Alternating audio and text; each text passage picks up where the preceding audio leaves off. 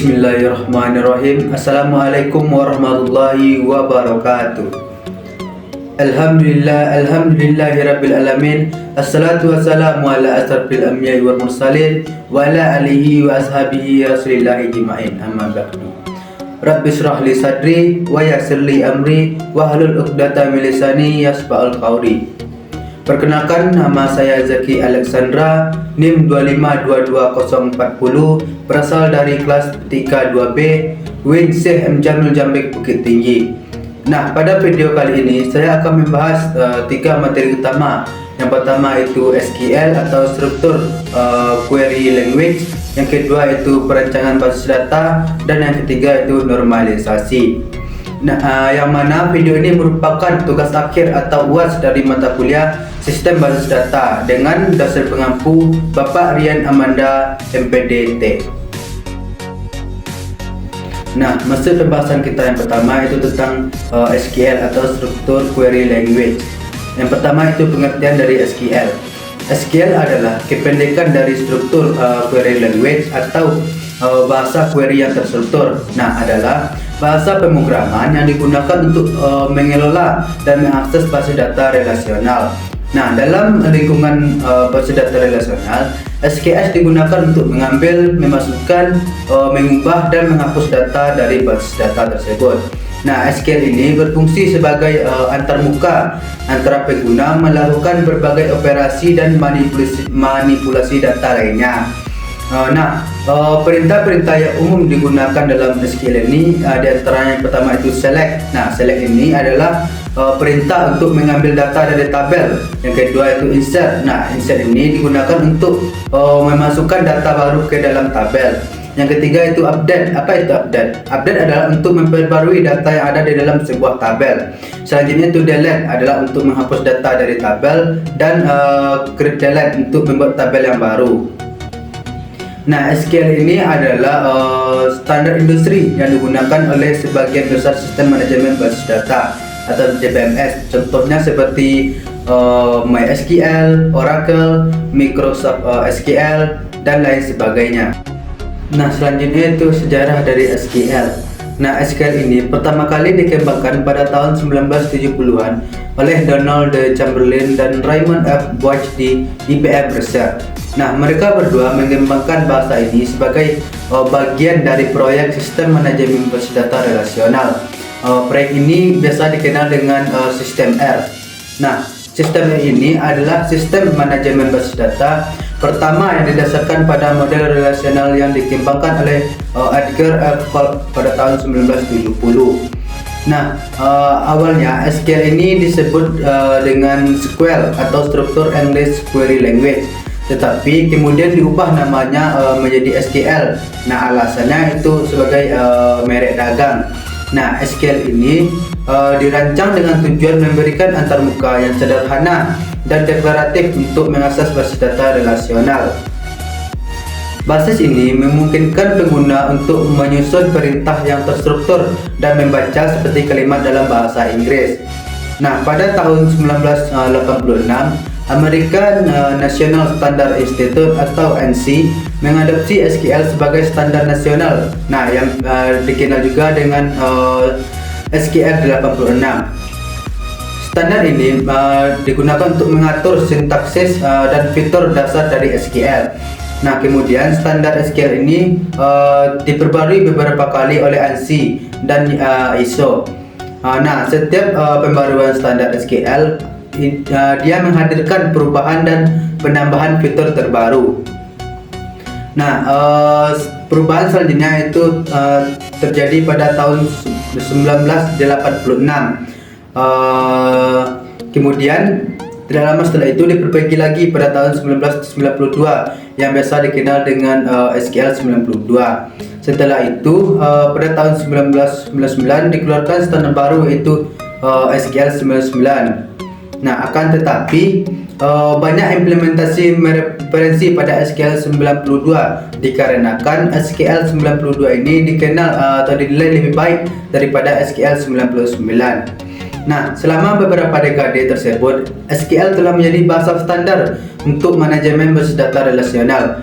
Nah, banyak dari sistem manajemen basis data atau DBMS yang mendukung SQL. Nah, contohnya itu seperti MySQL, Oracle Database, Microsoft SQL, dan lain sebagainya. Nah, SQL ini terus berkembang dan menjadi bagian penting dari pengembangan aplikasi dan analisis data dengan dukungan untuk operasi kompleks, query canggih, transaksi pemrosesan data, distribusi, dan lain sebagainya. Nah, yang selanjutnya adalah komponen dari SQL. Nah, beberapa komponen utama dari dalam SQL, yang pertama itu Data Definition Language atau DDL. Nah, DDL ini digunakan untuk membuat, mengubah, dan menghapus struktur objek dalam database. Nah, beberapa perintah DDL yang umum meliputi yang pertama itu create, yaitu untuk membuat objek baru seperti tabel, indeks, atau tampilan. Yang kedua itu after, untuk mengubah struktur objek yang ada. Nah, misalnya itu menambahkan kolom baru ke dalam tabel. Yang ketiga itu drop, untuk menghapus objek dari database.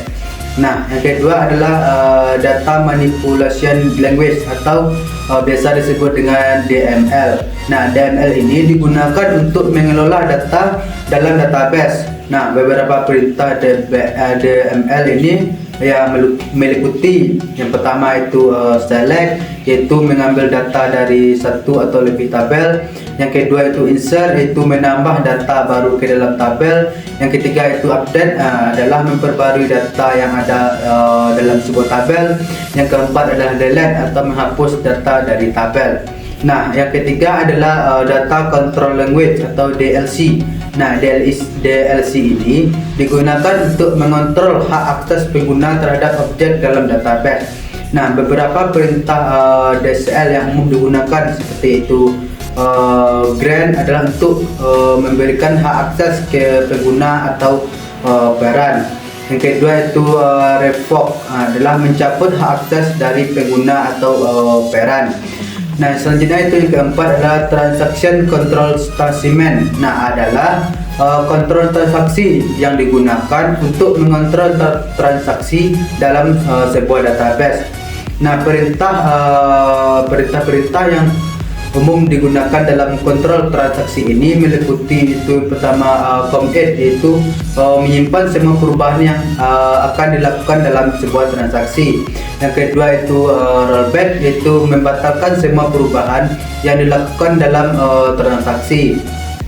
Yang ketiga itu set point, adalah menyimpan titik pemulihan di dalam transaksi.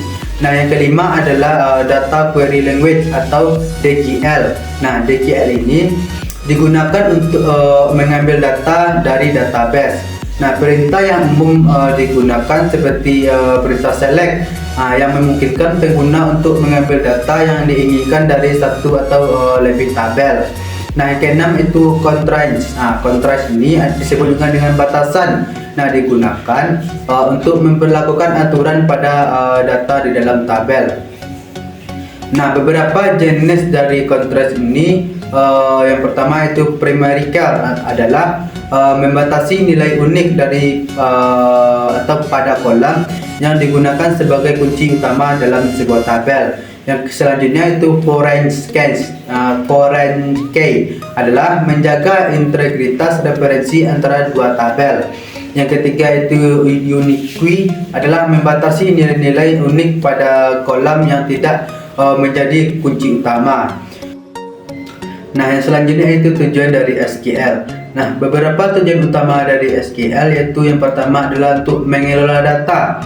Nah, dengan adanya SQL ini memungkinkan pengguna untuk membuat, mengubah, dan menghapus tabel dan data dalam sebuah basis data.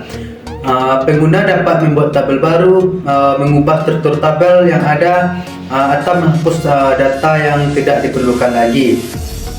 Tujuan yang kedua itu untuk mengambil data. Dengan menggunakan pernyataan select, pengguna dapat mengambil data yang spesifik dari satu tabel atau menggabungkan beberapa tabel untuk menghasilkan hasil yang lebih kompleks. Nah, yang tujuan yang ketiga itu untuk memodifikasi data.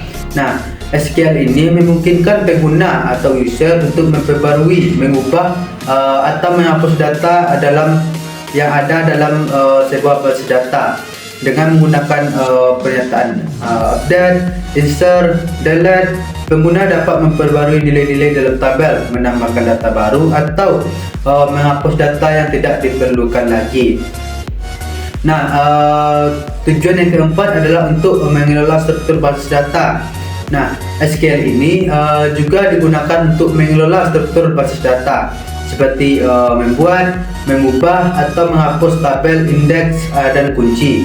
Nah, pengguna juga dapat membuat relasi antara tabel, memastikan keintegritasan, referensi, dan mengoptimalkan kinerja basis data dengan menggunakan pernyataan SQL. Selanjutnya itu yang kelima adalah tujuannya untuk menerapkan keamanan. Nah, dengan adanya SQL ini menyediakan fitur keamanan untuk basis data. Nah, pengguna dapat mengontrol akses ke tabel dan data dengan memberikan izin tepat kepada pengguna atau peran tertentu. Nah, hal ini dapat melindungi integritas dan kerahasiaan data di dalam database tersebut. Nah, tujuan selanjutnya itu untuk menggabungkan data.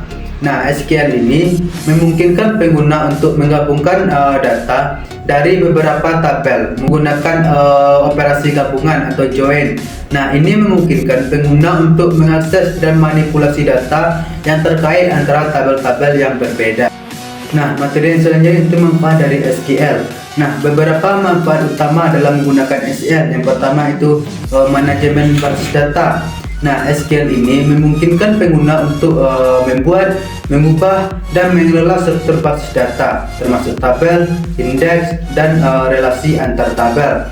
Nah, dengan adanya SQL, pengguna atau user dapat dengan mudah untuk membuat, mengubah, atau menghapus tabel dan kolom, serta dapat mengatur keterhubungan antar tabel tersebut.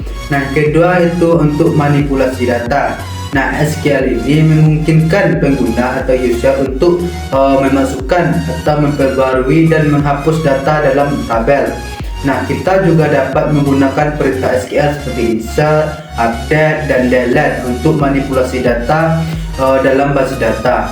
Nah, hal ini memberikan fleksibilitas dalam mengolah dan mengubah isi basis data sesuai dengan kebutuhan pengguna atau user.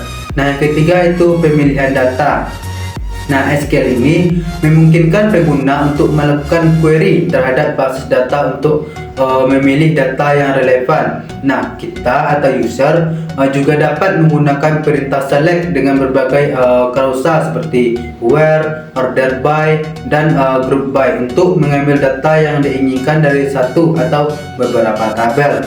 Nah, manfaat yang keempat itu integritasi dengan aplikasi. Nah, SQL digunakan secara luas dalam pengembangan aplikasi berbasis data. Nah, dengan menggunakan SQL ini, pengguna atau user dapat dengan mudah mengintegrasikan aplikasi dengan basis data, melakukan operasi pembacaan atau tulisan data, dan memperbarui informasi dalam sebuah basis data tersebut. Nah, manfaat yang kelima itu skalabilitas. Nah, dengan adanya SQL ini, SQL mendukung manajemen basis data yang besar dan kompleks. Nah, dengan SQL, pengguna atau user dapat mengelola jutaan atau bahkan miliaran basis data dengan sangat efisien. Nah, hal ini membuat SQL sangat cocok untuk aplikasi dengan kebutuhan skalabilitas yang sangat tinggi. Nah, manfaat yang kelima itu dari segi keamanan. Nah, SQL ini menyediakan mekanisme keamanan yang kuat untuk mengatur akses ke basis data. Nah, pengguna dapat menentukan izin dan hak akses pengguna ke tabel dan kolom tertentu. Nah, dengan adanya fitur keamanan ini, kita dapat memastikan bahwa pengguna yang berwenang yang dapat mengakses dan mengubah data dalam basis data. Nah, manfaat yang ketujuh itu konsistensi data. Nah, SQL ini mendukung transaksi yang memungkinkan kita untuk mengelompokkan atau serangkaian perintah SQL menjadi unit tunggu yang akan dijalankan secara atomik.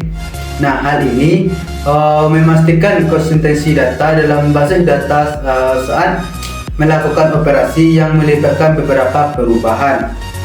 Nah, manfaat yang kedelapan itu pemeliharaan dan pengoptimalan. Nah, SQL ini menyediakan perintah untuk melakukan pemeliharaan base data seperti cadangan atau backup, memulihkan data, mengoptimalkan query, dan mengelola indeks. Nah, hal ini dapat membantu menjaga performa dan integritas dari base data tersebut. Nah, yang selanjutnya itu kelebihan dan kekurangan dari SQL. Nah, yang pertama kelebihan. Apa saja kelebihan dari SQL? Yang pertama itu kemudahan penggunaan. Nah, SQL memiliki sintaks yang mudah dipahami dan digunakan oleh banyak pengembang dan administrator database. Nah, sintaksnya mirip dengan bahasa Inggris yang membuat relatif mudah dipelajari dan diimplementasikan. Nah, yang kedua adalah skalabilitas. SQL ini dapat mengelola base data dari skala kecil hingga besar dengan sangat efisien.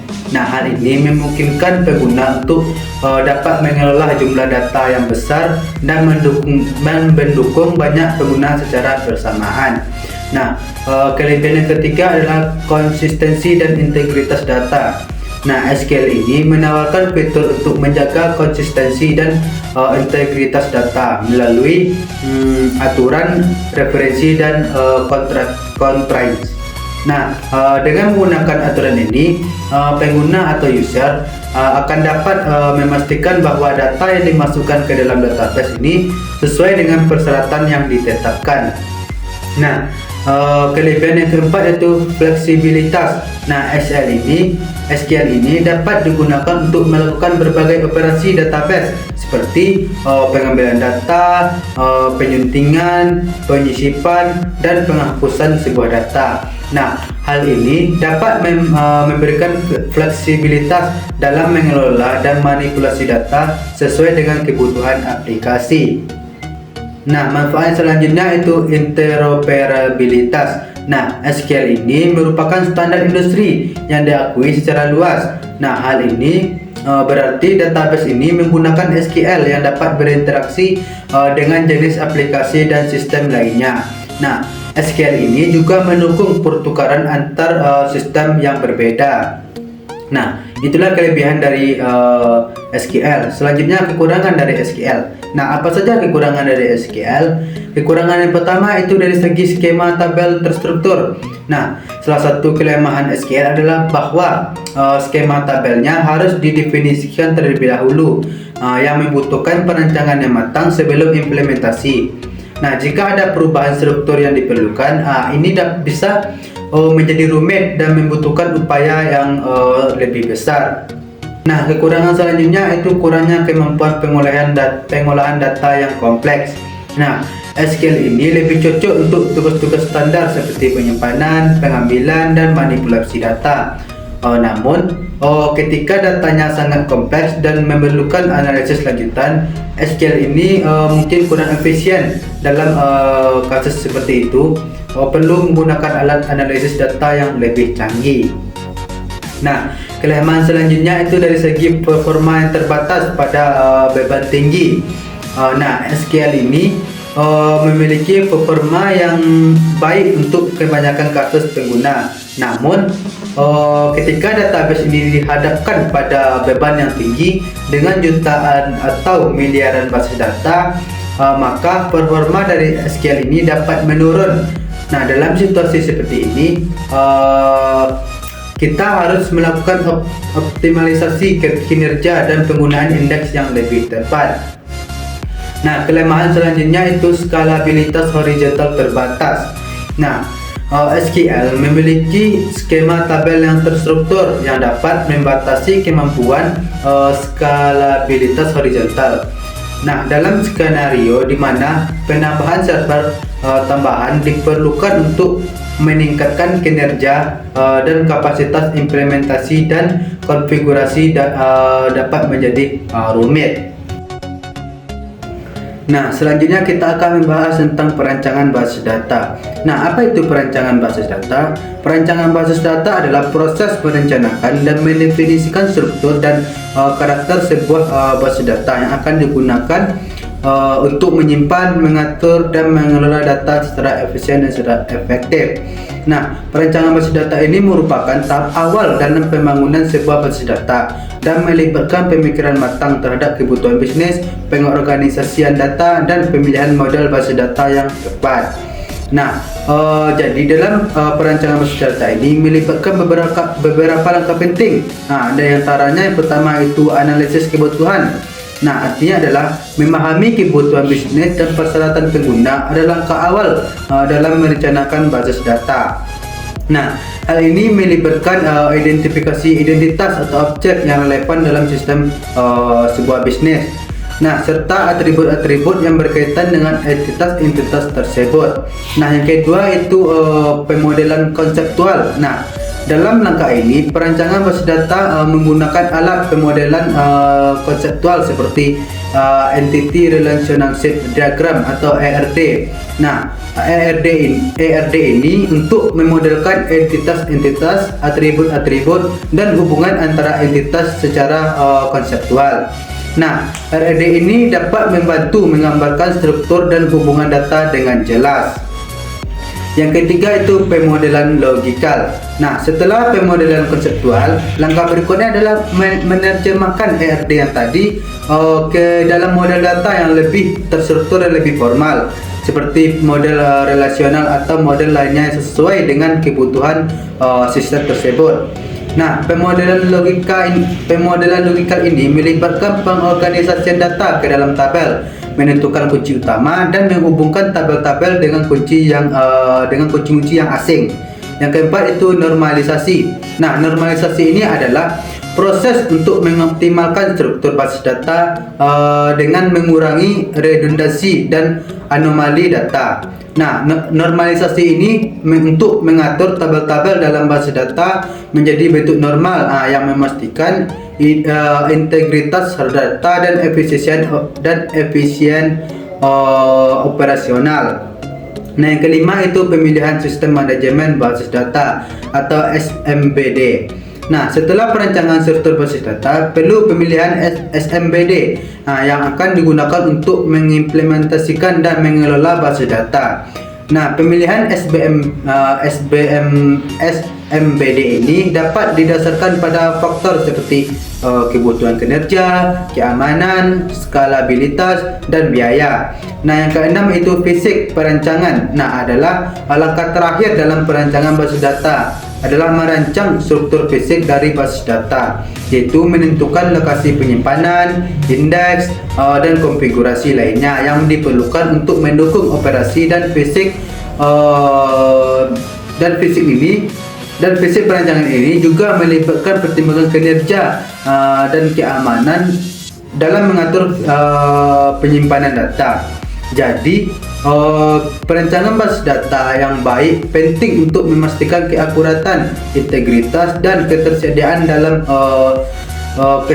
data di dalam sebuah sistem.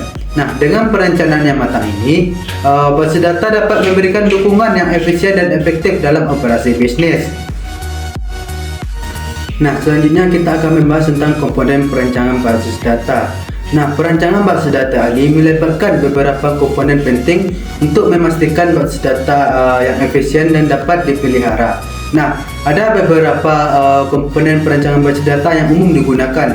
Yang pertama itu entitas atau entity. Nah, entitas ini adalah objek dunia nyata atau konsep yang ingin direpresentasikan dalam basis data. Misalnya, dalam sebuah sistem penjualan, entitas dapat mencakup pelanggan, produk, pesanan, faktor, dan lain sebagainya. Yang kedua itu atribut, adalah informasi atau informasi yang terkait dengan entitas. Nah, setiap entitas ini memiliki atribut yang mendefinisikan karakteristik atau properti entitas tersebut. Nah, misalnya itu adalah atribut untuk entitas pelanggan. Nah, dapat mencakup nama, alamat, nomor telepon, dan lain sebagainya. Nah, yang selanjutnya itu adalah relasi atau relationship. Nah, relasi ini adalah hubungan antara entitas dalam basis data. Nah, misalnya yaitu dalam basis data penjualan, terdapat relasi antara entitas pelanggan dan pesanan yang menunjukkan bahwa satu pelanggan dapat memiliki banyak pesanan. Nah, yang selanjutnya itu adalah skema. Nah, apa itu skema? Skema ini adalah struktur logis yang menggambarkan entitas, atribut, dan relasi di dalam basis data. Nah, skema ini meliputi tabel, kolam, kunci frame, kunci asing, dan batasan lainnya. Yang selanjutnya itu adalah kunci atau key. Nah, apa itu kunci? Kunci ini adalah atribut atau kombinasi atribut yang digunakan untuk mengidentifikasi secara unik setiap baris di dalam sebuah tabel. Nah, kunci primer atau primary key adalah kunci utama yang secara unik mengidentifikasi setiap basis data di dalam sebuah tabel. Nah, kunci asing atau orange key adalah kunci yang menghubungkan antara entitas tabel yang berbeda. Yang selanjutnya itu normalisasi. Nah, apa itu normalisasi?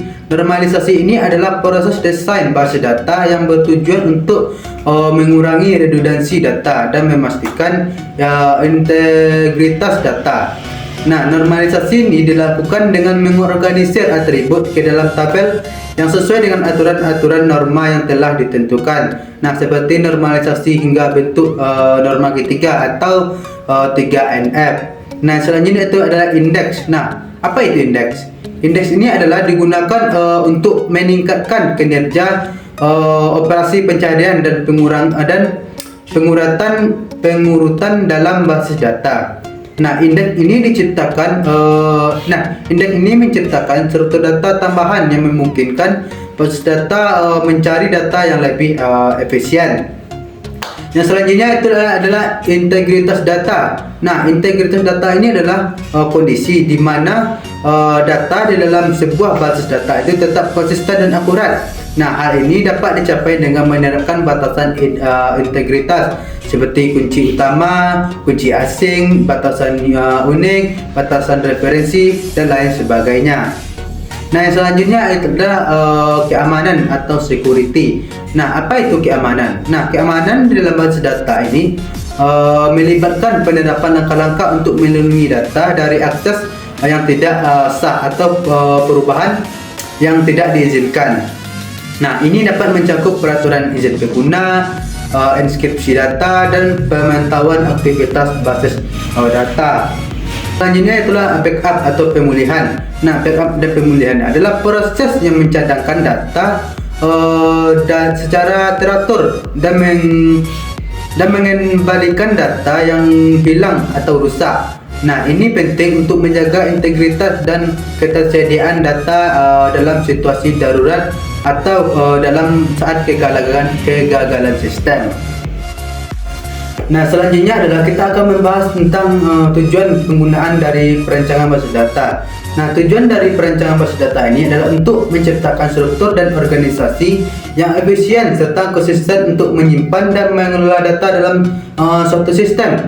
Nah, perancangan basis data ini bertujuan untuk memenuhi kebutuhan informasi organisasi dengan cara yang optimal. Nah, sehingga dapat memberikan manfaat dalam berbagai aspek seperti efisiensi, keandalan, skalabilitas, fleksibilitas, integrasi, dan lain sebagainya.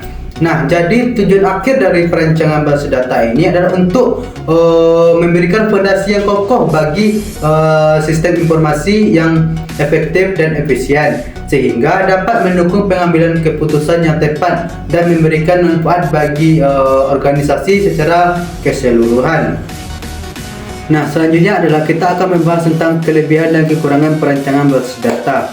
Nah, yang pertama itu kelebihan dari perancangan basis data. Nah, apa saja sih kelebihan dari perancangan basis data ini? Yang pertama itu efisiensi penyimpanan dan penggunaan data. Nah, dengan perancangan basis data yang baik, data dapat tersimpan secara efisien dalam struktur yang terorganisir. Nah, hal ini dapat memungkinkan penggunaan sumber daya yang lebih sedikit dan meningkatkan kinerja sistem. Nah, kelebihan selanjutnya adalah integritas data. Nah, perancangan basis data yang tepat dapat memastikan integritas sebuah data, yaitu data yang konsisten, akurat, dan dapat dipercaya. Nah, hal ini dapat mencakup penerapan batasan integritas, penggunaan kunci primer dan asing, serta mekanisme validasi data lainnya. Nah, kelebihan selanjutnya adalah ketergantungan data yang berkurang. Nah, dengan adanya perancangan basis data yang baik, ketergantungan data yang berlebihan dapat dikurangi. Nah, ini memungkinkan pembaruan dan perubahan pada struktur basis data tanpa mengganggu aplikasi yang menggunakan data tersebut. Nah, kelebihan selanjutnya adalah dalam segi keamanan data.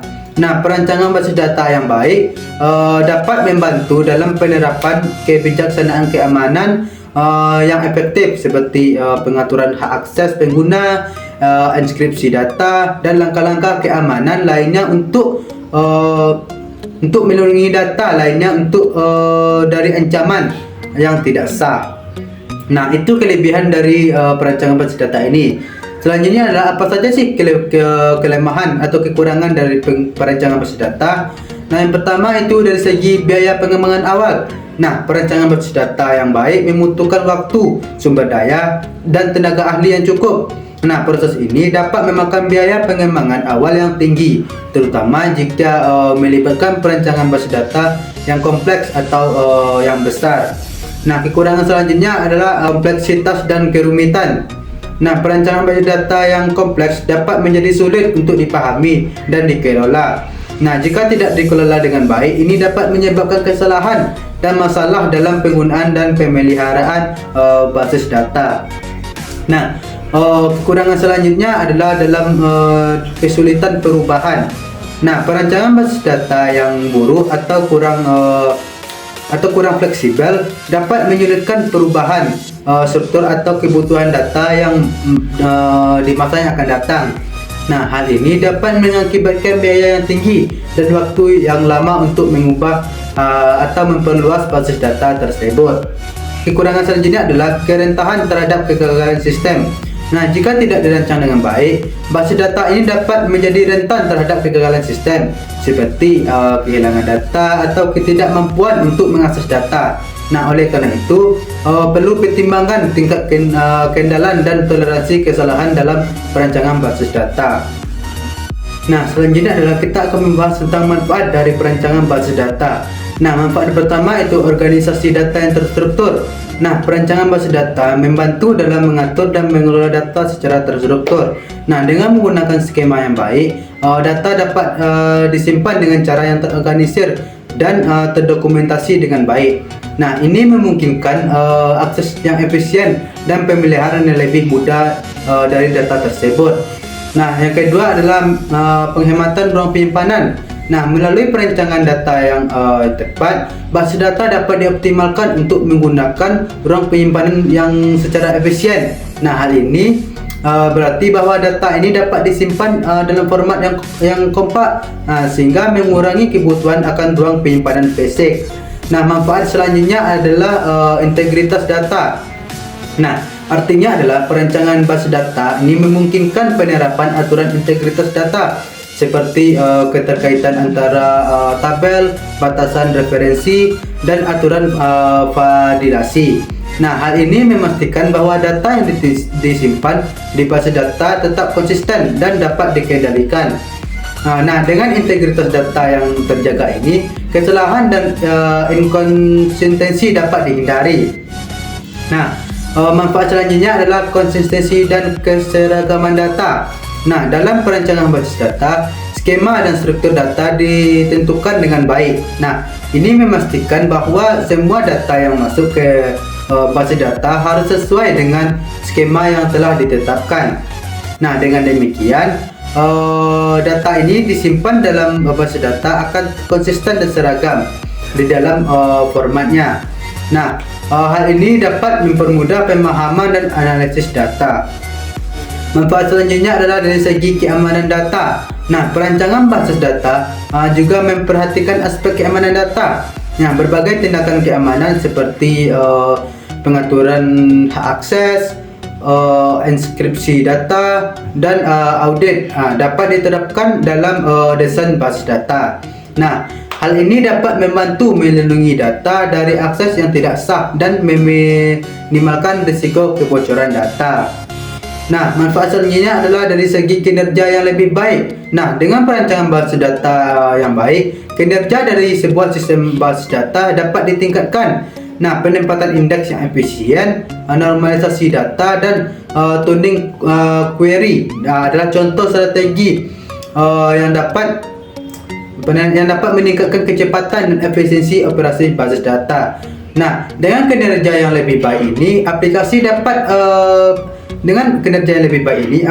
yang menggunakan basis data tersebut juga akan berjalan lebih cepat dan sangat responsif. Nah, manfaat selanjutnya adalah skalabilitas. Nah, dalam perancangan basis data ini, skala pertumbuhan ini diantisipasi dan diperhitungkan. Nah, dengan pendekatan yang baik, basis data dapat mudah ditingkatkan untuk menangani volume data yang lebih besar dan meningkatkan beban pengguna. Nah, hal ini memastikan bahwa sistem basis data dapat beradaptasi dengan pertumbuhan bisnis kebutuhan yang berkembang. Nah, selanjutnya adalah masalah-masalah dalam penyimpanan data.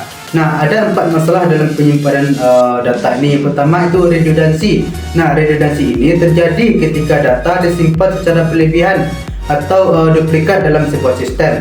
Nah, hal ini dapat mengakibatkan pemborosan dalam penyimpanan dan peningkatan kompleksitas dalam pemeliharaan data. Nah, redundansi juga dapat menyebabkan ketidakkonsistenan data jika terjadi perubahan. Nah, dilakukan pada satu salinan, tetapi pada salinan lainnya tidak dilakukan perbaikan. Nah, selanjutnya adalah anomali pembaruan. Nah, anomali pembaruan ini terjadi ketika ada inkonsistensi data setelah melakukan operasi pembaruan. Nah, misalnya itu ketika data diperbarui tetapi perubahan tersebut hanya terjadi di sebagai kecil entitas yang seharusnya saling berhubungan. Nah, sehingga menghasilkan data yang tidak konsisten atau tidak lengkap. Nah, masalah selanjutnya adalah anomali penyisipan. Nah, anomali penyisipan ini terjadi ketika ada ketidakseimbangan dalam operasi penyisipan data ke dalam sebuah sistem.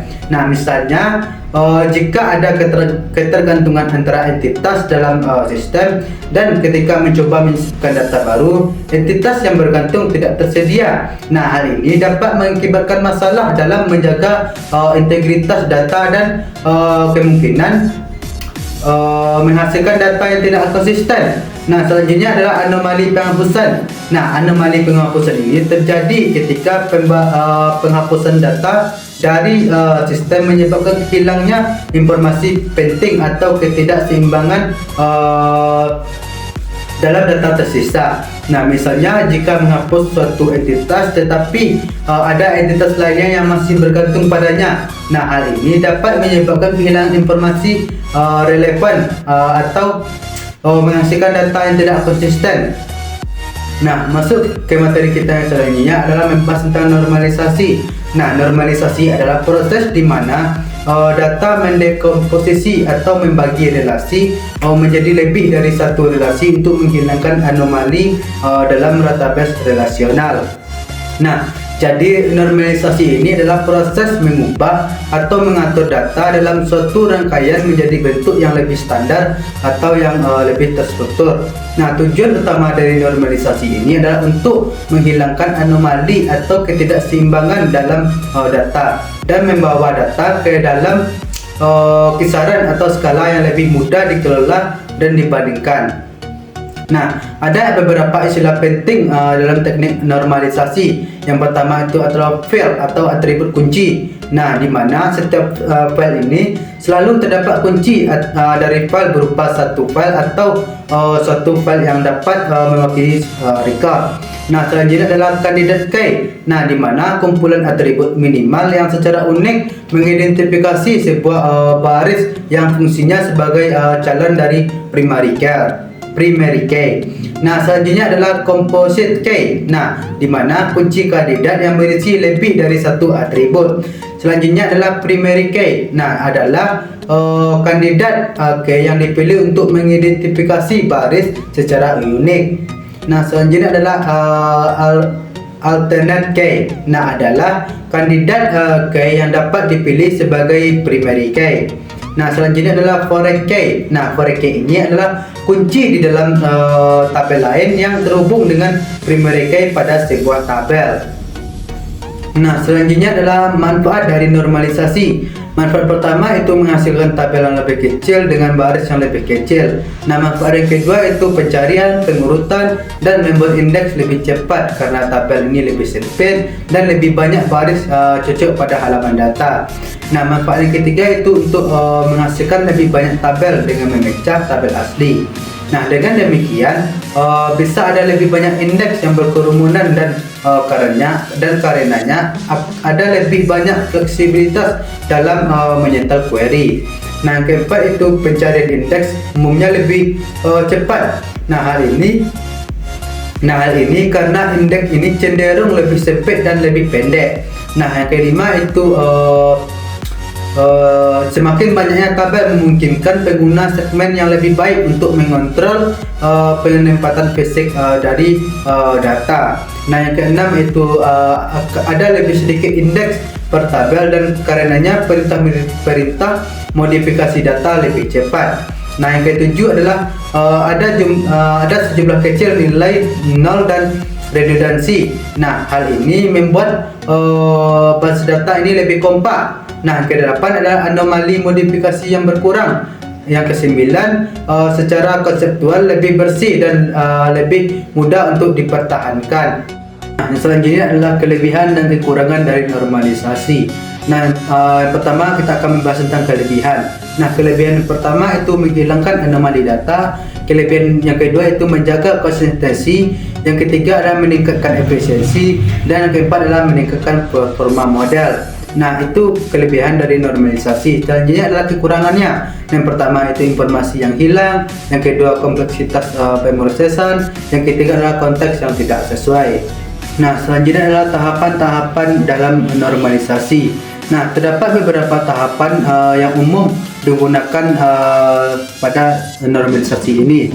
Yang tahap yang pertama itu tahap tidak normal. Nah, pada tahap ini struktur database belum mengikuti aturan normalisasi apapun. Nah, data dalam tabel mungkin memiliki redundansi dan ketergantungan fungsional yang tidak terkontrol. Nah, yang selanjutnya adalah normal 1 atau biasa disebut dengan 1NF. Nah, tahapan ini menghilangkan duplikasi data dan memastikan bahwa setiap kolom dalam tabel hanya berisi nilai atomik, yaitu nilai tunggal yang tidak dapat dibagi lebih lanjut. Nah, setiap baris dalam tabel harus unik dan memiliki sebuah identitas atau identifikasi yang unik. Nah, selanjutnya adalah normal 2 atau 2NF. Nah, tahapan ini mengatasi masalah ketergantungan fungsional parsial. Nah, sebuah tabel berada dalam bentuk 2NF ini jika telah mencapai 1NF. Nah, setiap atribut non kunci atau atribut yang bukan merupakan bagian dari kunci utama bergantung sepenuhnya pada seluruh kunci utama, bahkan hanya sebagian dari kunci. Nah, yang selanjutnya adalah normal 3 atau 3NF. Nah, pada tahapan ini adalah untuk menghilangkan ketergantungan fungsional transitif antara atribut non kunci. Nah, sebuah tabel berada dalam bentuk 3NF ini jika telah mencapai 2NF dan tidak ada atribut non kunci yang bergantung pada atribut non kunci lainnya. Nah, yang selanjutnya adalah normal Boyce code. Nah, atau bisa disebut dengan CNF. Nah, adalah tahapan ini adalah perluasan dari 3NF yang memastikan bahwa setiap ketergantungan fungsional non-trivial dalam tabel bergantung pada kunci utama secara penuh. Nah, bukan hanya sebagian, ini membantu memecah anomali pembaruan yang mungkin terjadi.